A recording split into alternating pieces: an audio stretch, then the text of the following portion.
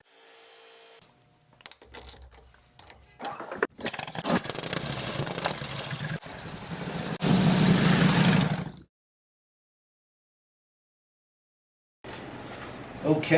this is an opportunity to document a bike that I go back with almost 50 years.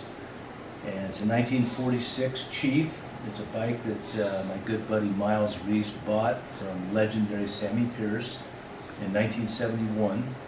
And at the time, it was a little bit of a bob bike. It wasn't didn't have full fenders, but mostly a good Indian with a brand new 80-inch engine. Even though this is just a 74, should be a 74, it was built as an 80 cubic inch. And of course, as the story grows, one of the things that this bike came back to the shop is because it is ridiculously powerful. It's got really good torque.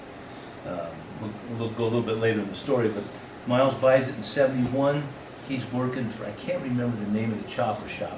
It was in Hollywood. We were living in LA, Pasadena. And so he takes this bike in typical Miles, cuts the neck off it, rakes it out, builds this wild front end, long girder front end, big sweeping handlebars. But it was a killer chopper. I mean, it was just like, one of the things that you notice is when you turn the front end, there wasn't any flop to it. This thing was just really engineered nicely, rode nicely. So in the year of June of 72, that bike had been chopped and ridden quite a bit, and all of a sudden Miles and I and two other buddies decided to move to Colorado.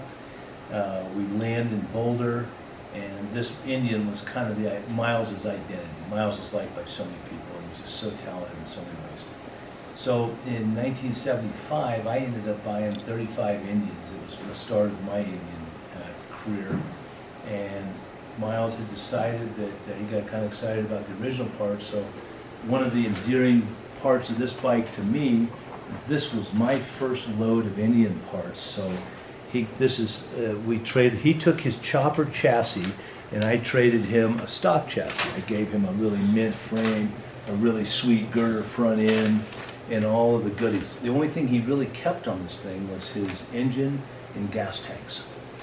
And so he was going to put this thing back to original. He gets married, and I can't remember the year. I think Miles got married about 75 to a gal, Julie Nistico. They get divorced a couple years later, but right before he divorced her, he gave it to her for her birthday.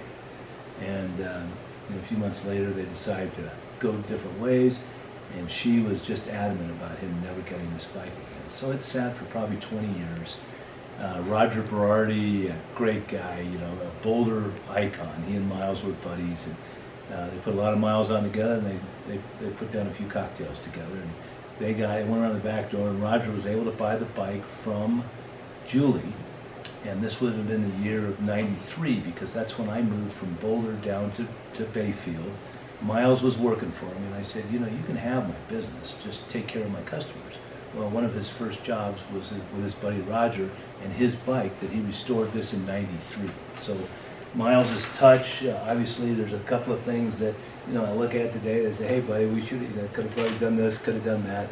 But I had the opportunity. Roger passed away about 3 years ago, and his family got in touch with me. They were hoping I could help him sell it. And I just woke up in just a almost dry sweat in the middle of the night to go, and I can't let this bike go.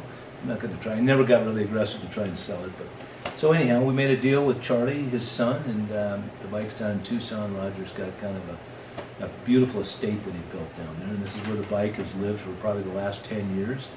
And it's back home now. So anyhow, I had a couple of notes. I forgot to look, but everybody knew Miles. Yeah, Julia, 35. I put hard sleeves in it. Oh yeah. And one little story about the bike. It was kind of cool. This would have been in the year 72. Miles and I had our first shop together. I'm riding Harley, he's on this Indian, and this shop was just cold. But we were, we knew our machines so well. We were putting on serious miles, and it was in like the middle of January, and cold, and we had a bet. We had a $10 bet whose bike could start first, my Shovelhead or this Indian. And sure enough, he gave this thing 2 prime kicks and took the choke off, clicked it back one, and he beat me by 1 kick.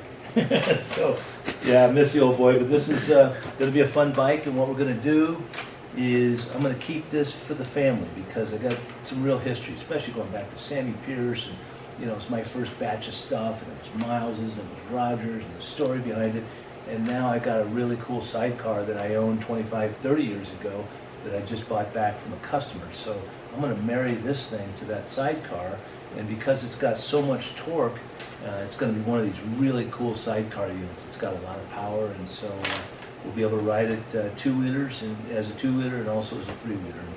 And still kind of deciding on what color to paint it. Kind of leaning, like the old duffers used to say, you know, paint it any color you want as long as it's Indian red. So I'm kind of thinking maybe Indian red, and then putting the logo or Indian Sales and Service on it somewhere, and just having it as a shop bike. Hopefully something we'll keep in the family. So anyhow, that's kind of the scoop. It's all good.